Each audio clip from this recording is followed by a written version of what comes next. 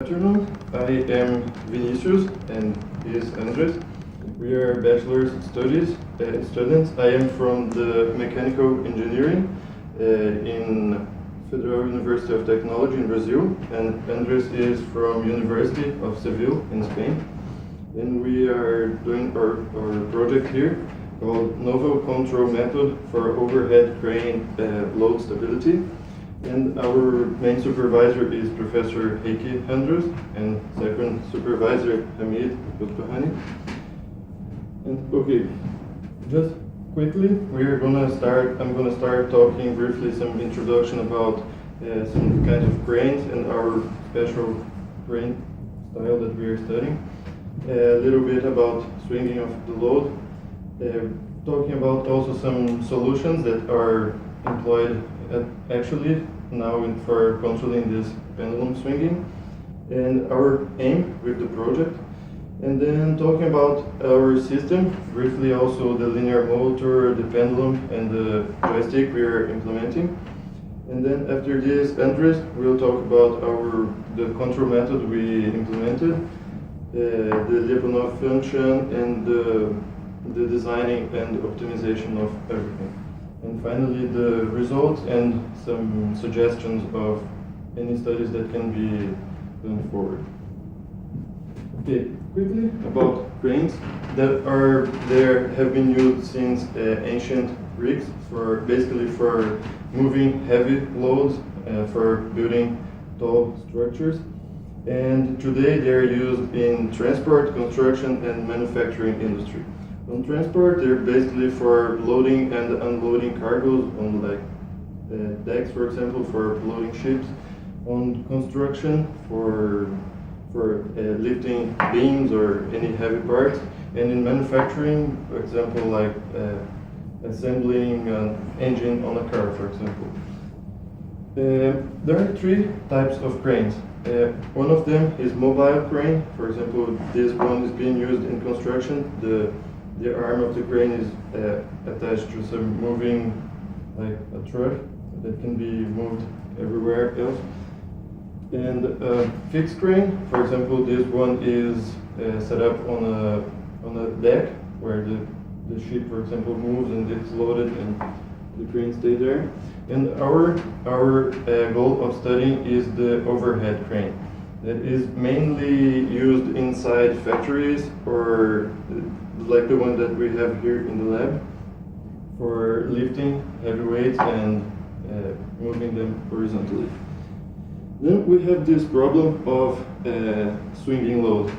When the crane moves horizontally, because of the inertia, this mass swinging, and this can cause a few troubles. For example, this mass can hit something, or if it's a container with something fragile inside, it can fall and break, and this should be avoided. The crane should always be as vertical as possible. Okay. The solutions that are previously used, the ones that are currently being used, are manual stabilization and movement compensation. In manual compensation, we have a skillful driver operating the crane, and by seeing the movement of the crane, he knows how he has to move the crane to compensate this swinging. And in movement compensation, we have this sensor on the crane that is always checking the angle, and it doesn't let the angle be too large. And okay, the problem with this movement compensation is that it is too slow because it tries to compensate during the whole movement. While when there is a skillful driver using it, he just can move it very fast to the position and stabilize it in the end.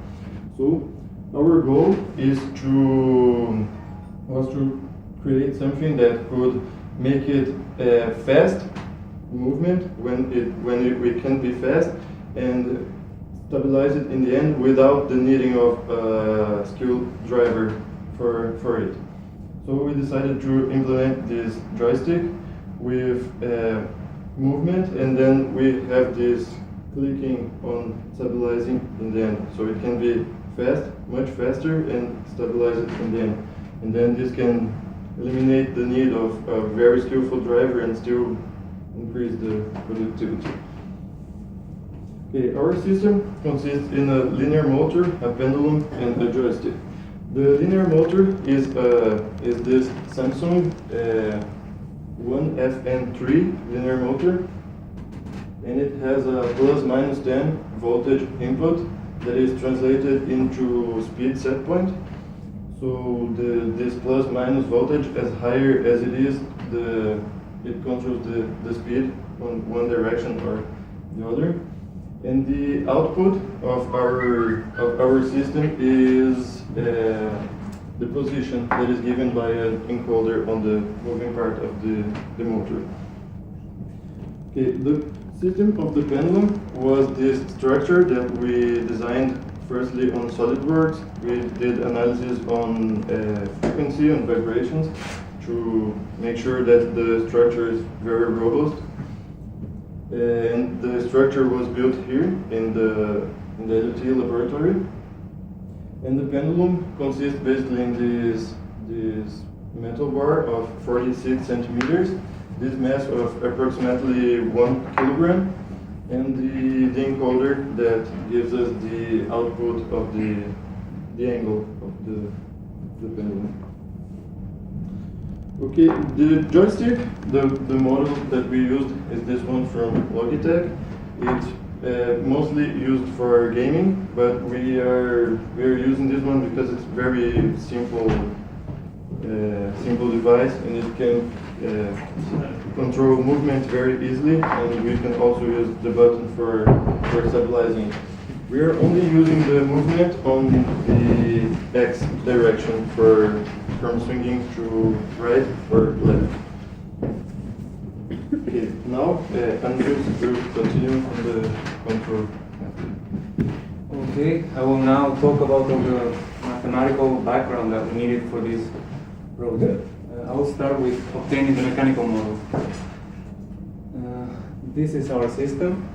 The moving card resembles the motor, which has its own coordinate x, and the pendulum is hanging from it, and the coordinate is theta. So this is the equation of the position of the center of mass, and if we derive with respect to time, we obtain this velocity. Applying Lagrange's method, we need for the Lagrangian the kinetic energy, which we obtain with velocity, and the potential energy that we obtain with the position. And we put these two together with the friction force into Euler's and Lagrange equation, and after some simplifications, we obtain the equation of motion. This is already pretty similar to the system, as we have this input, in this case acceleration, and we obtain the angle from this equation. So, moving on, we decided to use Lyapunov to prove stability and also design the controller. So we relied on this concept of control Lyapunov function. This is a generalization of a Lyapunov function, and in order to be one, it needs to meet these three requirements. It needs to be positive definite. Also, the time derivative needs to be negative, semi-definitive. And the last condition is that for every angle, an input needs to exist so that B is reduced. Okay, so we use this function as candidate. We are feeding back the angle. This is the desired angle. In this case, it's 0. And R is the time derivative of the error plus the error multiplied by a constant that will we later use as tuning parameter. This function already ensures the positive definite, and we use this other relation to meet the other two requirements. With this relation, we are ensuring that the function is decreasing exponentially with time, and also it's negative definite already. So, a little bit more of playing with equations. We use this relation that I just mentioned, and input the values of the error, we substitute the error with this relation, and the second derivative of the angle comes from the equation of motion to introduce the dynamics of the system. And then again, after a little bit playing with the equation, we obtain this last equation, which is already the equation of the controller. And we can see both tuning parameters here, kappa and alpha. Okay, and in order to tune them, we created this Simulink system. We have a model of a pendulum here and the controller I just showed. And we input some pulse disturbance, and then iterating with MATLAB, we went through all the possible values of alpha and kappa. And this is the last iteration. We concluded that this was the optimum value, 1.75 and 2. Okay, and now I'll show step by step all the results we were obtaining. I hope the video works. Okay, in this first video we just connected the motor and then made sure that the connection with Simulink and DSpace was okay. We made a closed loop and just fed some pulse reference for the motor to follow. We could tune the PID parameters here online to have a better response. It was just barely troubleshooting.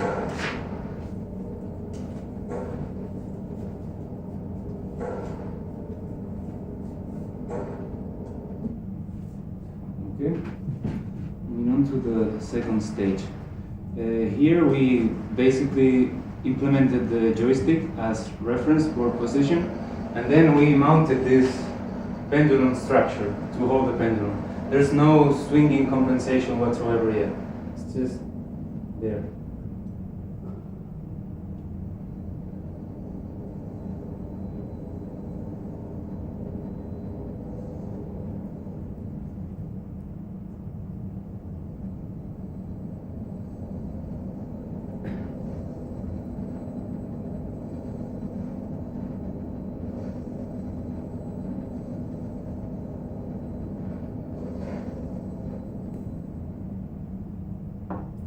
Okay, and for the third and last stage, I'm going to show how we implemented all the mathematical equations that I just showed a few minutes earlier. And then here's the Simulink block. This is our real system, the motor. We have two outputs, which are position and angle. And in the outer loop, basically we're feeding back position and comparing it with the joystick. And then with a PID controller, we feed it back into the system. The second feedback is the angle, and that is fed into the diagonal controller we designed. And this block right here is a switch to change from one to the other with this joystick variable. When it's pressed, only this controller is working, and when it's not pressed, it's the PID for position. This is how the DSpace interface looked like when we finished the project.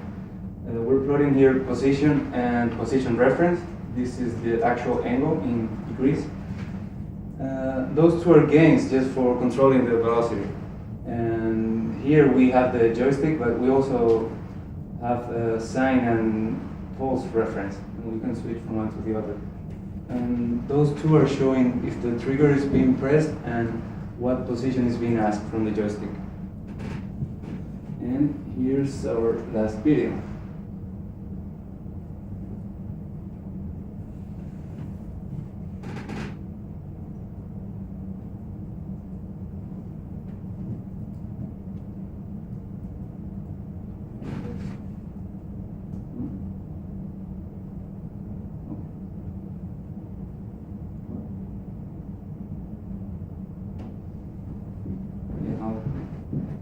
Use plan B.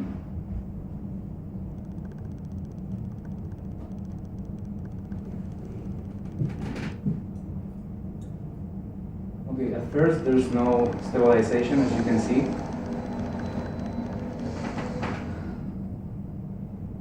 Now we enable the stabilization of the pendulum when we reach the end of the line. So now it's been pressed, and every time it's moved from one side to the other. And now some disturbance is being fed into the system while the controller is pressed. You can see how fast and robust it is.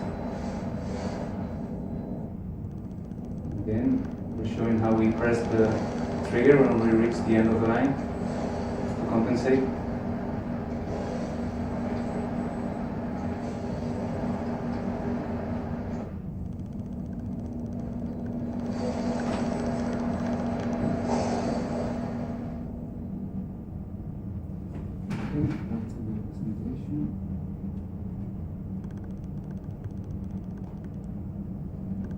Now it's working. Okay, and now Vinicius will talk about the future and possible improvements of the project.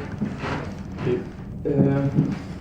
Well, on these equations, we could only assume values for this friction model because we still didn't have time to improve it. So we got a simple model and we assumed some constants.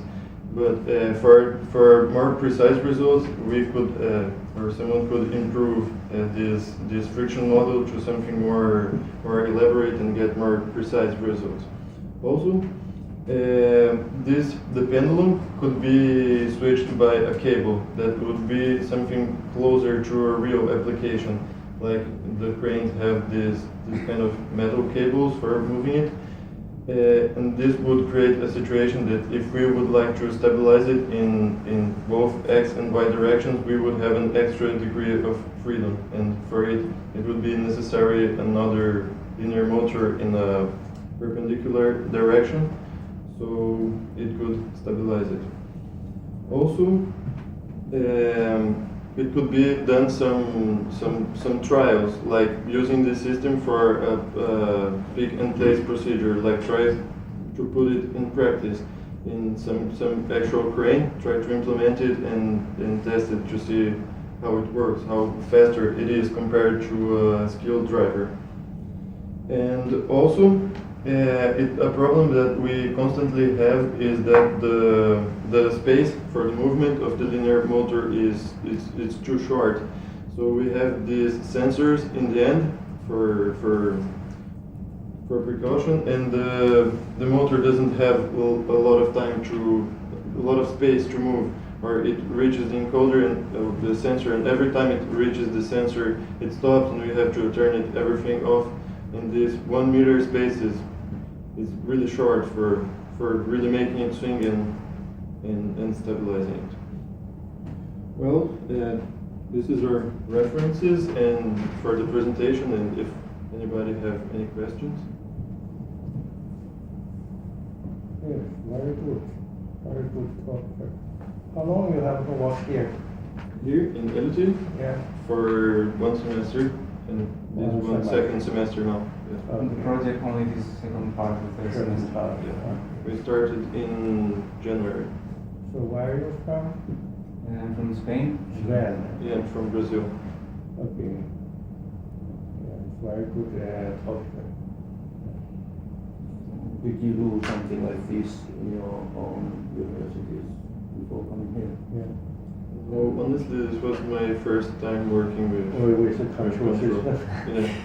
Okay.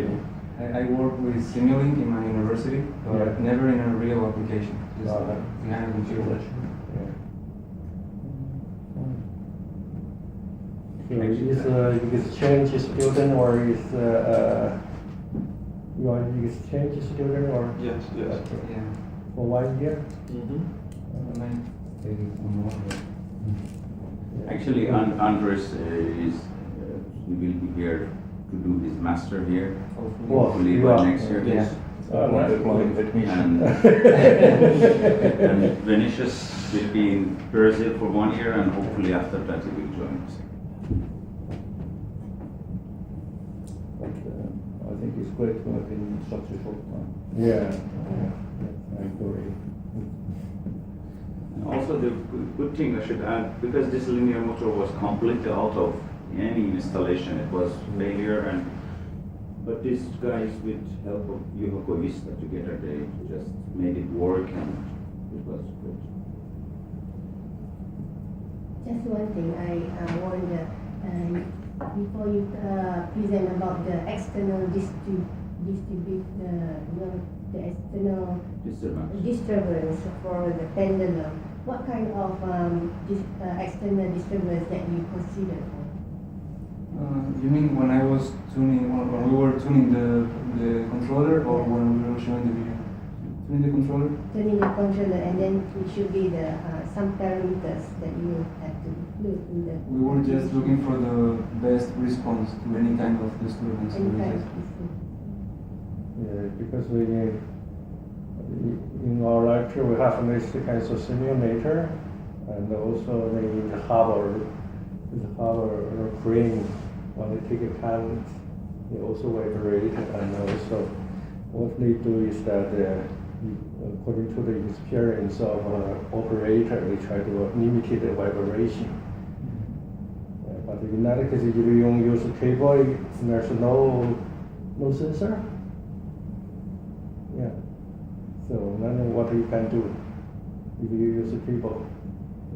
There's no sensor to you can measure. Yeah. Yeah, but there must be some sensor if you want to use feedback control. Yeah. Of course, there's a lot of kind of input shaping controllers in the literature, so for open loop stabilization, but I don't think that there's that applicable. Because in the real systems they have swinging compensation, and it's based on optical detection of the angle. So they have some LED lights, some structure of the machine and camera to calculate the swinging angle. And these kinds of algorithms are used very much in the human robots. Human robots, it's the upside down pendulum. It's not it's not upside down. Yeah, it's reverse. So and yes. When you're running, you also vibrate and then you compensate.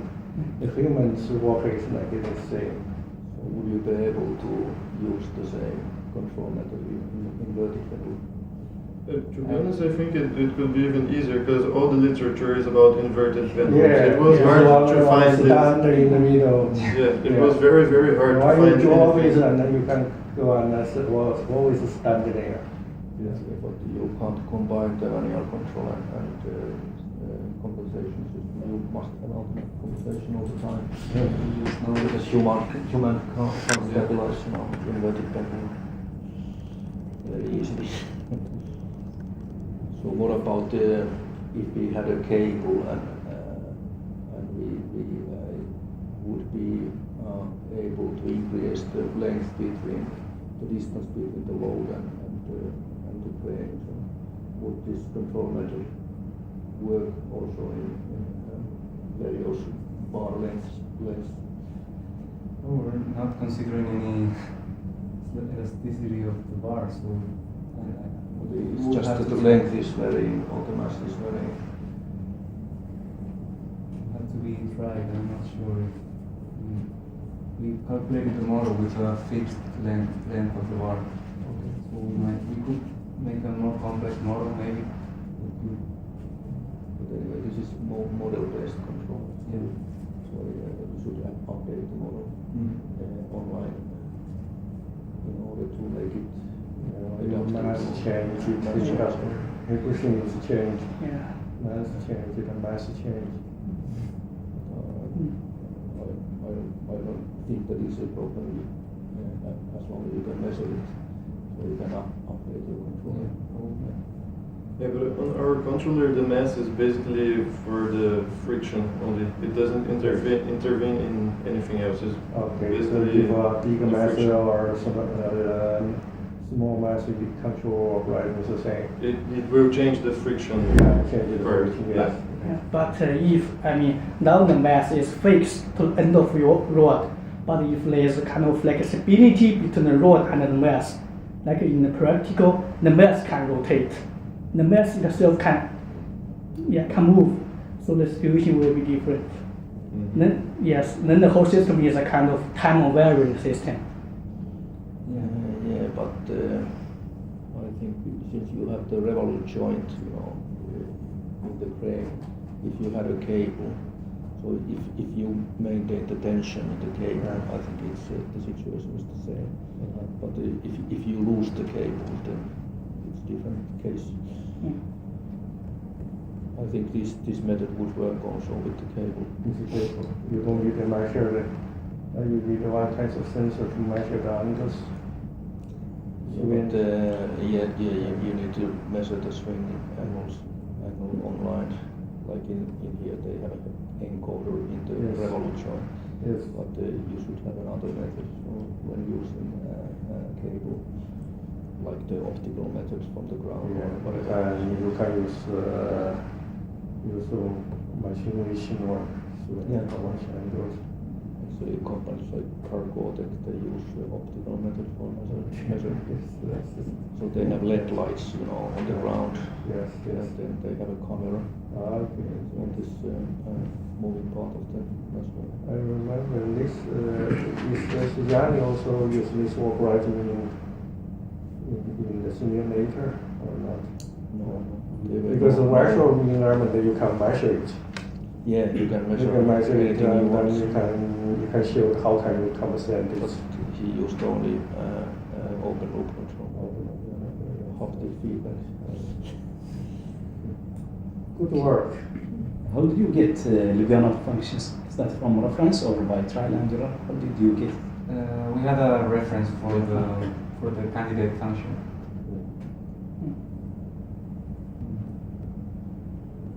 Actually, I should also mention, continuous this project, we designed another project, which we will use this Cartesian robot we have down there, because it has X and Y, and also it has longer distance to move, and also we want to use cable instead of bar, so hopefully we can go further after this project. How about the performance of that Cartesian? Is it It is really fast, but a little bit slower than this linear motor. And I think it's designed for point-to-point control, but you know the axis speed is fast, so it can be even some meters per second for the X motion. I think it mimics a kind of gantry train really well. Yeah, but then if you have 2D degree of freedom, so you get the 2D pendulums. With the cable length, you also measure the length displays.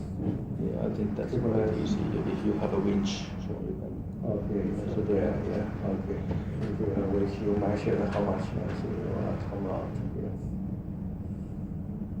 But then to compensate the pendulum swinging in 2D, so Yes. it's more challenging than in 1D.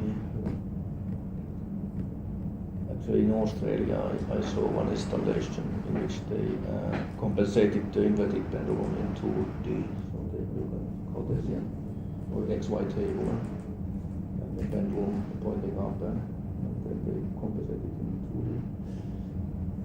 They used the linear control, like linear quadratic controls. It worked, but not perfectly, so it was streaming a little all the time.